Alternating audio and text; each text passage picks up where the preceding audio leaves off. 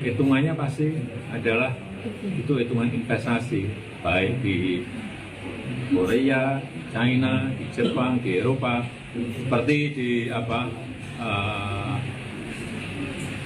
Metro Paris, itu subsidinya juga hampir 50%.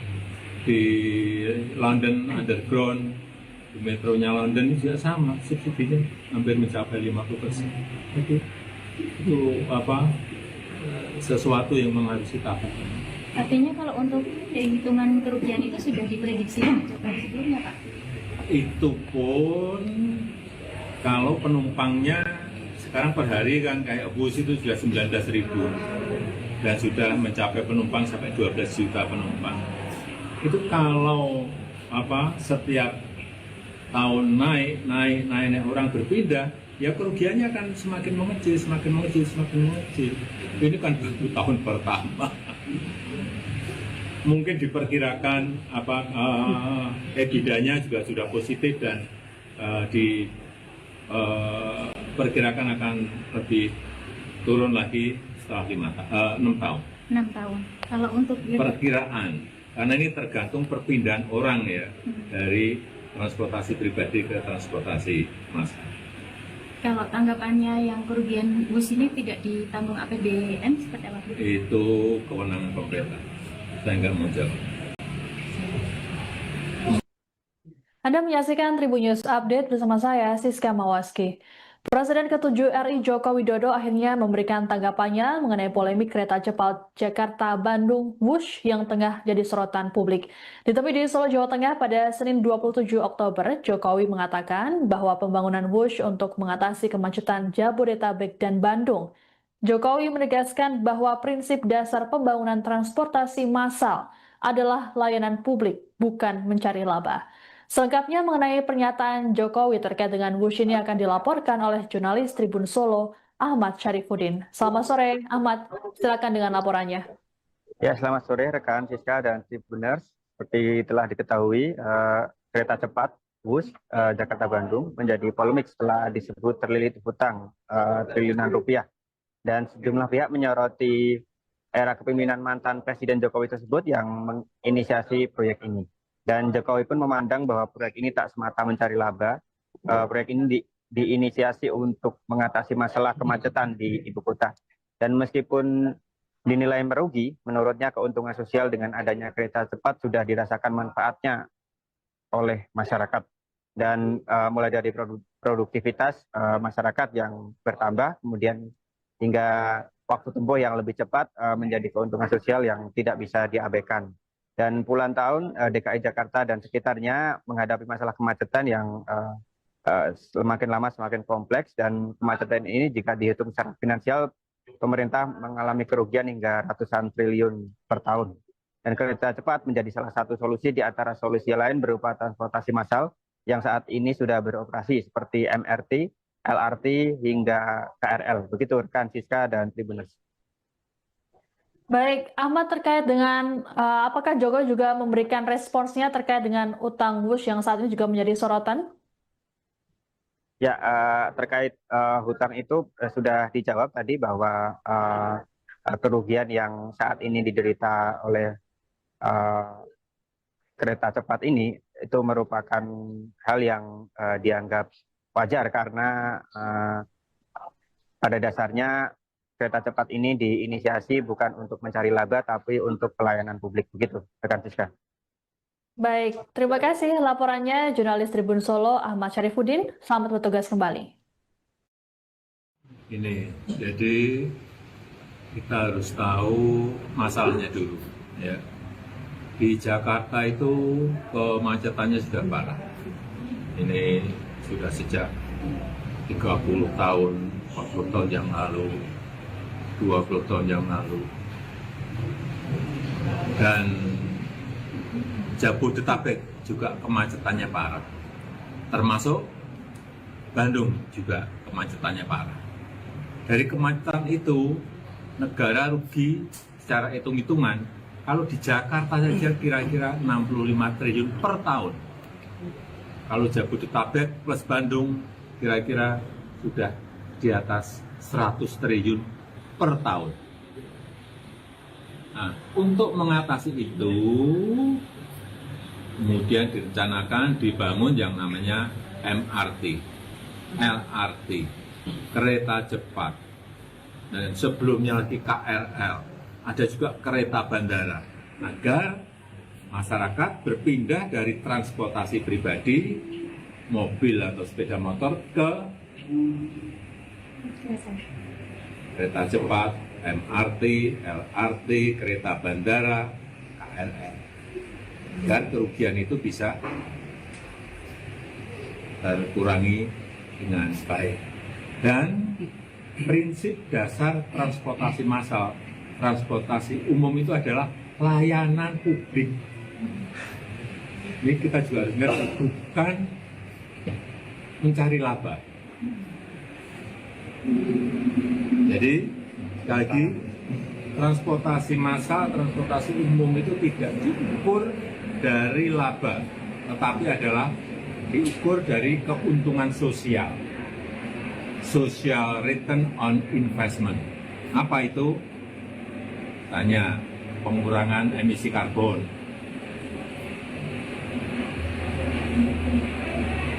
produktivitas dari masyarakat menjadi lebih baik, kemudian apalagi polusi yang berkurang, waktu tempuh yang bisa lebih cepat. Disitulah keuntungan sosial yang didapatkan dari pembangunan transportasi massal. Jadi sekali lagi, kalau ada subsidi itu adalah investasi, bukan kerugian. Kayak MRT itu pemerintah provinsi DKI Jakarta mensubsidi 800 miliar per tahun. Itu pun baru dari Lebak Bulus sampai ke HI. Nanti kalau semua rute sudah selesai, diperkirakan 4,5 triliun. Dari hitung-hitungan kami dulu 12 tahun yang lalu. Dan memindahkan masyarakat, memindahkan orang dari mobil pribadi, dari sepeda motor, mobil ke transportasi umum, transportasi massal juga tidak mudah. Merubah karakter itu tidak mudah. Tapi yang kita lihat, MRT itu sukses mengangkut penumpang. Sejak diluncurkan itu sudah 171 juta penumpang. Kereta cepat sejak mulai meluncur sampai sekarang sudah mengangkut 12 juta orang dan yang lain-lainnya. KRL saya belum punya data, LRT saya belum punya data. Tetapi dari MRT tadi 171 juta penumpang, kemudian kereta cepat 12 juta penumpang, patut kita syukuri karena sudah ada pergerakan perpindahan dari mobil pribadi, dari kendaraan masuk ke transportasi umum massal. Itu yang tidak mudah. Dan ini juga bertahap.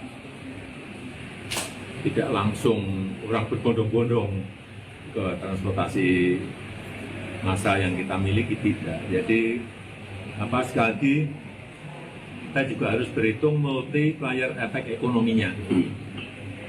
Contoh kayak kereta cepat menumbuhkan titik-titik pertumbuhan ekonomi, kemudian juga menumbuhkan UMKM, warung-warung yang berjualan di titik-titik pertumbuhan ekonomi baru itu. Kemudian wisata juga di Bandung saya kira dengan adanya bus juga bisa meningkat dengan baik, nilai properti juga naik karena adanya bus. Saya kira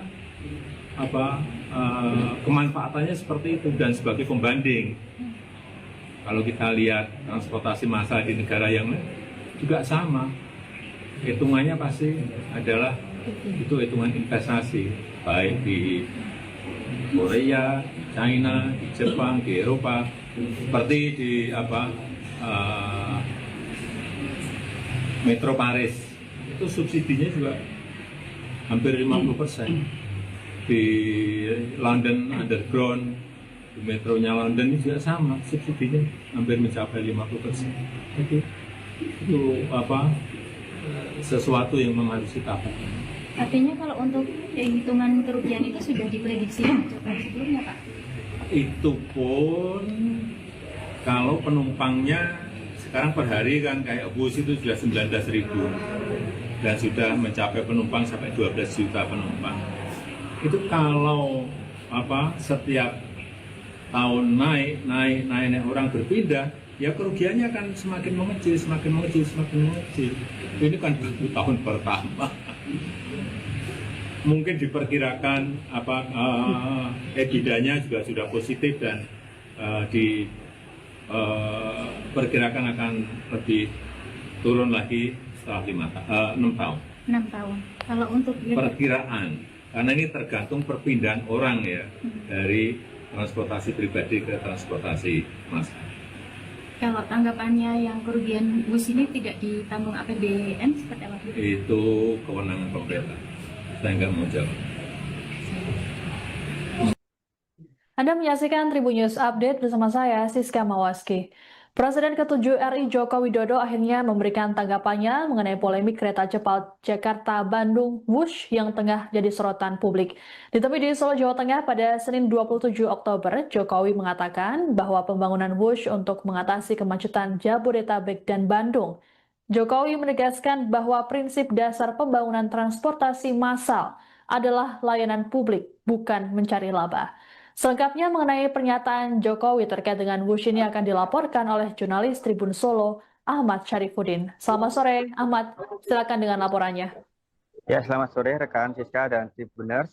Seperti telah diketahui, kereta cepat Wush Jakarta-Bandung menjadi polemik setelah disebut terlilit hutang triliunan rupiah.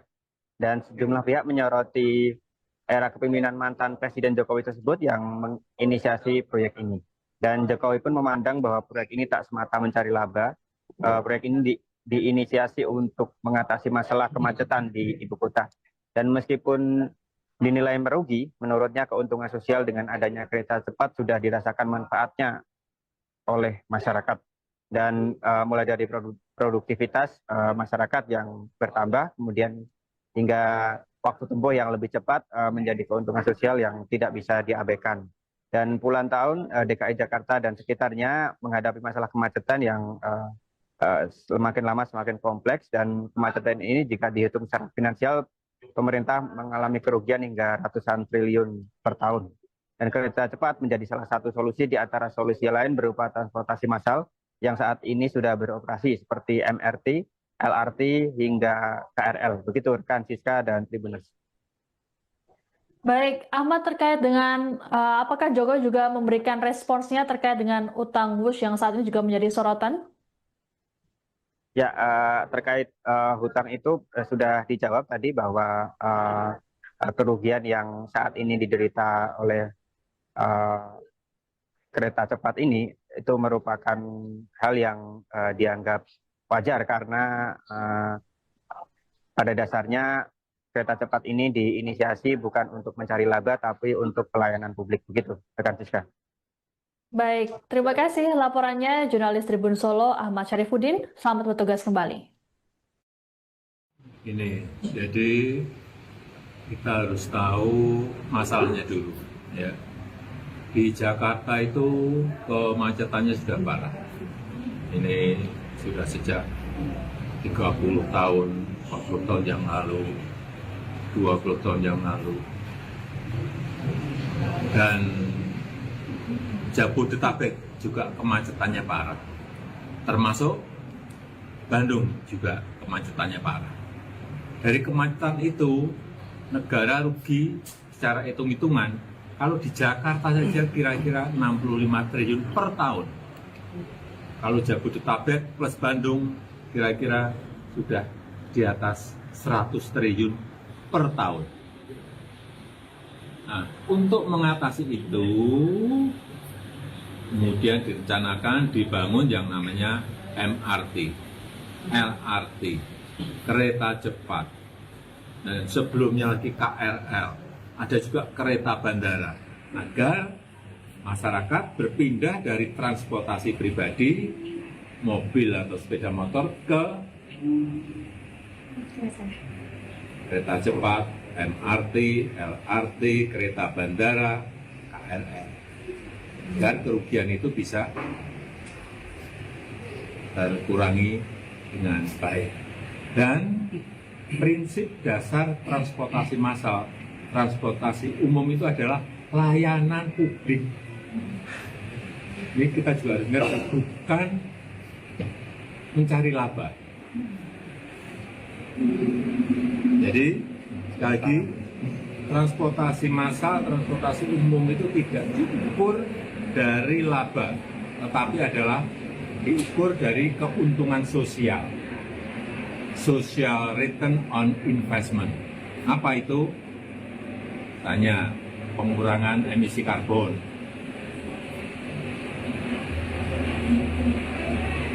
produktivitas dari masyarakat menjadi lebih baik.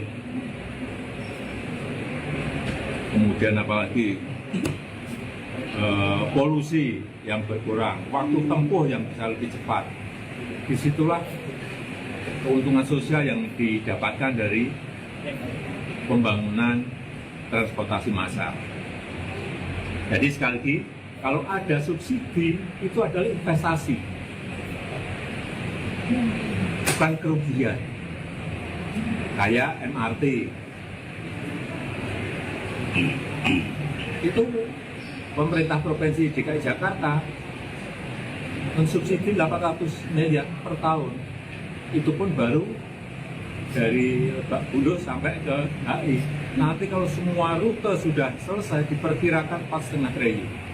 Dari hitung-hitungan kami dulu, 12 tahun yang lalu. Dan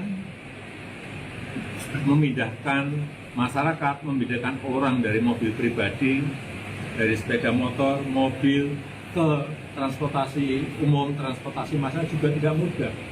Merubah karakter itu tidak mudah. Tapi yang kita lihat, MRT itu sukses mengangkut penumpang. Sejak diluncurkan itu sudah 171 juta penumpang. Kereta cepat sejak mulai meluncur sampai sekarang sudah mengangkut 12 juta orang dan yang lain-lainnya. KRL saya belum punya data, LRT saya belum punya data. Tetapi dari MRT tadi 171 juta penumpang, kemudian kereta cepat 12 juta penumpang, patut kita syukuri karena sudah ada pergerakan perpindahan dari mobil pribadi, dari kendaraan masuk ke transportasi umum massal. Itu yang tidak mudah. Dan ini juga bertahap. Tidak langsung orang berbondong-bondong ke transportasi massal yang kita miliki, tidak. Jadi sekali lagi kita juga harus berhitung multiplier efek ekonominya. Contoh kayak kereta cepat menumbuhkan titik-titik pertumbuhan ekonomi, kemudian juga menumbuhkan UMKM, warung-warung yang berjualan di titik-titik pertumbuhan ekonomi baru itu. Kemudian wisata juga di Bandung saya kira dengan adanya bus juga bisa meningkat dengan baik nilai properti juga naik karena adanya bus. Saya kira kemanfaatannya seperti itu. Dan sebagai pembanding, kalau kita lihat transportasi massal di negara yang lain juga sama, hitungannya pasti adalah itu hitungan investasi, baik di Korea, China, di Jepang, di Eropa, seperti di Metro Paris itu subsidinya juga hampir 50%. Di London Underground, di metronya London ini juga sama, subsidinya hampir mencapai 50%. Itu sesuatu yang memang harus kita pakai. Artinya kalau untuk hitungan kerugian itu sudah diprediksi sebelumnya, Pak? Itu pun kalau penumpangnya sekarang per hari kan kayak bus itu sudah 19.000 dan sudah mencapai penumpang sampai 12 juta penumpang. Itu kalau setiap tahun naik orang berpindah, ya kerugiannya kan semakin mengecil. Ini kan baru tahun pertama. Mungkin diperkirakan EBITDA-nya juga sudah positif dan diperkirakan akan lebih turun lagi setelah 6 tahun. 6 tahun. Kalau untuk Perkiraan, karena ini tergantung perpindahan orang ya dari transportasi pribadi ke transportasi massal. kalau tanggapannya yang kerugian bus ini tidak ditanggung APBN seperti apa? Itu kewenangan pemerintah. Saya nggak mau jawab. Anda menyaksikan Tribun News Update bersama saya, Siska Mawaski. Presiden ke-7 RI Joko Widodo akhirnya memberikan tanggapannya mengenai polemik kereta cepat Jakarta-Bandung Wush yang tengah jadi sorotan publik. Ditemui di Solo, Jawa Tengah pada Senin 27 Oktober, Jokowi mengatakan bahwa pembangunan Wush untuk mengatasi kemacetan Jabodetabek dan Bandung. Jokowi menegaskan bahwa prinsip dasar pembangunan transportasi massal adalah layanan publik, bukan mencari laba. Selengkapnya mengenai pernyataan Jokowi terkait dengan Wush ini akan dilaporkan oleh jurnalis Tribun Solo, Ahmad Syarifuddin. Selamat sore, Ahmad. Silakan dengan laporannya. Ya, selamat sore rekan Siska dan Tribuners. Seperti telah diketahui, kereta cepat Wush Jakarta-Bandung menjadi polemik setelah disebut terlilit hutang triliunan rupiah. Dan sejumlah pihak menyoroti era kepemimpinan mantan Presiden Jokowi tersebut yang menginisiasi proyek ini. Dan Jokowi pun memandang bahwa proyek ini tak semata mencari laba. Proyek ini diinisiasi untuk mengatasi masalah kemacetan di ibu kota. Dan meskipun dinilai merugi, menurutnya keuntungan sosial dengan adanya kereta cepat sudah dirasakan manfaatnya oleh masyarakat. Dan mulai dari produktivitas masyarakat yang bertambah, kemudian hingga waktu tempuh yang lebih cepat menjadi keuntungan sosial yang tidak bisa diabaikan. Dan puluhan tahun DKI Jakarta dan sekitarnya menghadapi masalah kemacetan yang semakin lama semakin kompleks, dan kemacetan ini jika dihitung secara finansial, pemerintah mengalami kerugian hingga ratusan triliun per tahun. Dan kereta cepat menjadi salah satu solusi di antara solusi lain berupa transportasi massal yang saat ini sudah beroperasi seperti MRT, LRT hingga KRL. Begitu rekan Siska dan Tribuners. Baik, Ahmad, terkait dengan apakah Jokowi juga memberikan responsnya terkait dengan utang Wush yang saat ini juga menjadi sorotan? Ya, terkait hutang itu sudah dijawab tadi bahwa kerugian yang saat ini diderita oleh kereta cepat ini itu merupakan hal yang dianggap wajar karena pada dasarnya kereta cepat ini diinisiasi bukan untuk mencari laba tapi untuk pelayanan publik. Begitu, rekan Siska. Baik, terima kasih laporannya jurnalis Tribun Solo Ahmad Syarifuddin. Selamat bertugas kembali. Ini, jadi kita harus tahu masalahnya dulu. Ya. Di Jakarta itu kemacetannya sudah parah. Ini sudah sejak 30 tahun, 40 tahun yang lalu, 20 tahun yang lalu. Dan Jabodetabek juga kemacetannya parah. Termasuk Bandung juga kemacetannya parah. Dari kemacetan itu, negara rugi secara hitung-hitungan, kalau di Jakarta saja kira-kira 65 triliun per tahun. Kalau Jabodetabek plus Bandung kira-kira sudah di atas 100 triliun per tahun. Nah, untuk mengatasi itu, kemudian direncanakan dibangun yang namanya MRT, LRT, kereta cepat, dan sebelumnya lagi KRL, ada juga kereta bandara, agar masyarakat berpindah dari transportasi pribadi, mobil atau sepeda motor ke kereta cepat MRT, LRT, kereta bandara, KRL. Dan kerugian itu bisa terkurangi dengan baik. Dan prinsip dasar transportasi massal, transportasi umum itu adalah layanan publik. Ini kita juga harus ngerti, bukan mencari laba. Jadi, sekali lagi, transportasi massal, transportasi umum itu tidak diukur dari laba, tetapi adalah diukur dari keuntungan sosial. Social return on investment. Apa itu? Tanya, pengurangan emisi karbon,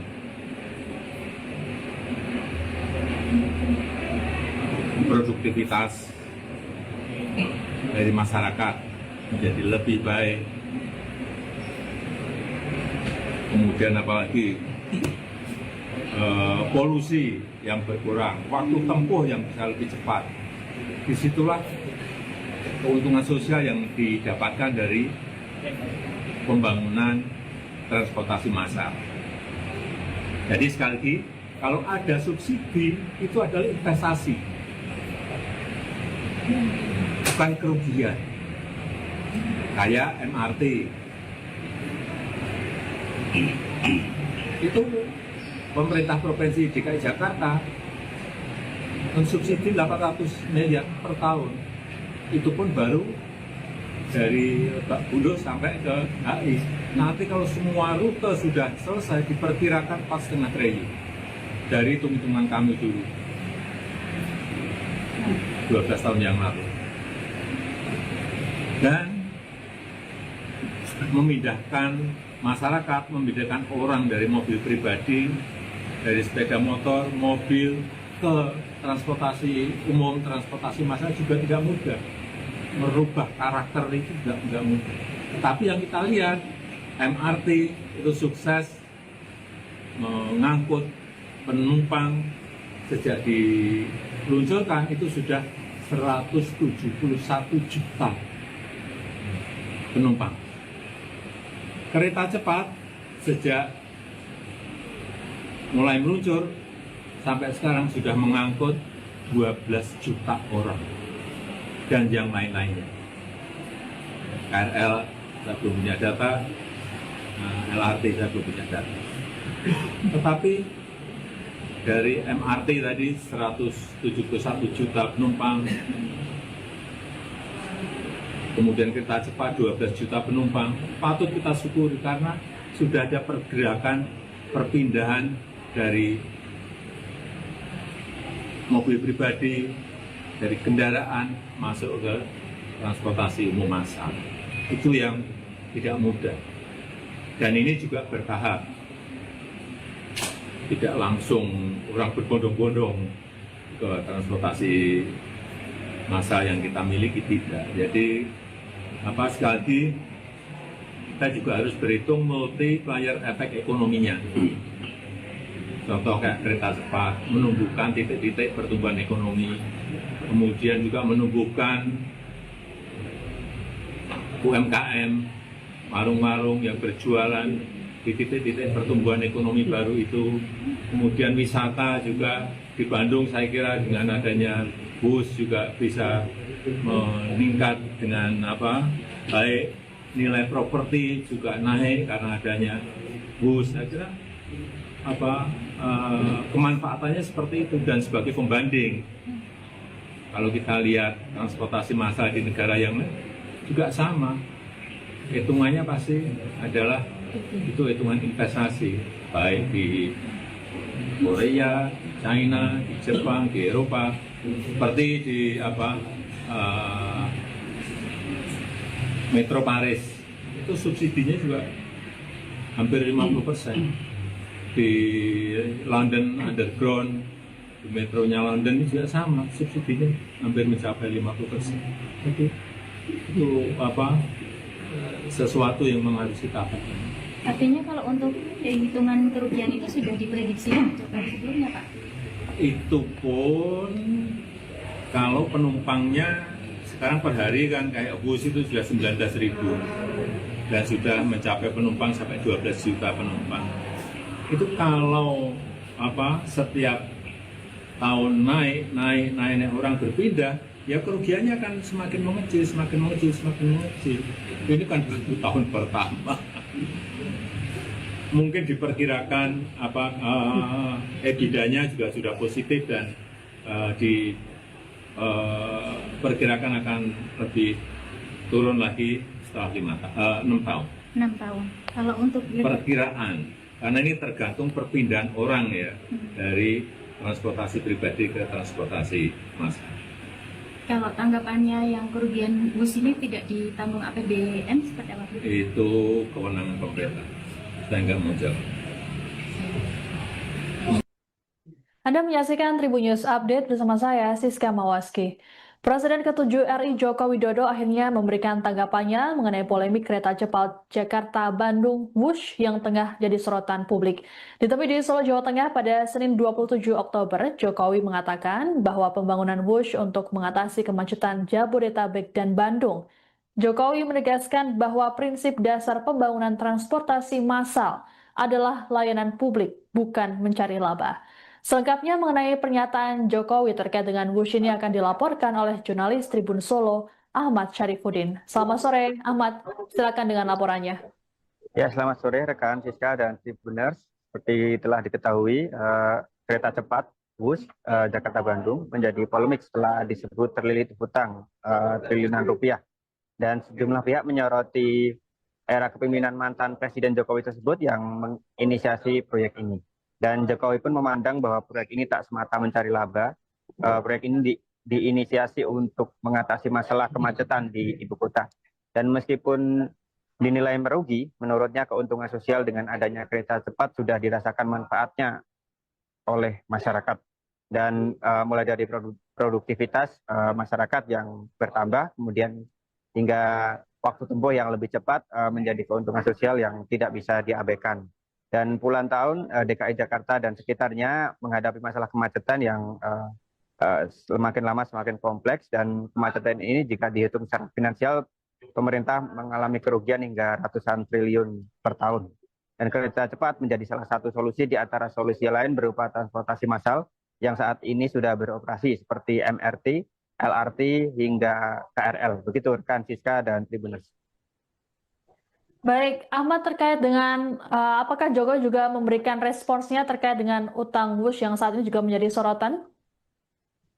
Ya, terkait hutang itu sudah dijawab tadi bahwa kerugian yang saat ini diderita oleh kereta cepat ini itu merupakan hal yang dianggap wajar karena pada dasarnya kereta cepat ini diinisiasi bukan untuk mencari laba tapi untuk pelayanan publik. Begitu, rekan Siska. Baik, terima kasih laporannya jurnalis Tribun Solo Ahmad Syarifuddin. Selamat bertugas kembali. Ini, jadi kita harus tahu masalahnya dulu. Ya. Di Jakarta itu kemacetannya sudah parah. Ini sudah sejak 30 tahun, 40 tahun yang lalu, 20 tahun yang lalu.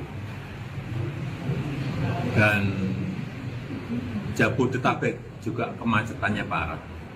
Termasuk Bandung juga kemacetannya parah. Dari kemacetan itu, negara rugi secara hitung-hitungan. Kalau di Jakarta saja kira-kira 65 triliun per tahun. Kalau Jabodetabek plus Bandung kira-kira sudah di atas 100 triliun per tahun. Nah, untuk mengatasi itu, kemudian direncanakan dibangun yang namanya MRT, LRT, kereta cepat, dan sebelumnya lagi KRL, ada juga kereta bandara, agar masyarakat berpindah dari transportasi pribadi, mobil atau sepeda motor ke kereta cepat, MRT, LRT, kereta bandara, KRL. Dan kerugian itu bisa terkurangi dengan baik. Dan prinsip dasar transportasi massal transportasi umum itu adalah layanan publik. Ini kita juga harus ngerti, bukan mencari laba. Jadi sekali lagi, transportasi massal, transportasi umum itu tidak diukur dari laba, tetapi adalah diukur dari keuntungan sosial. Social return on investment. Apa itu? Tanya, pengurangan emisi karbon,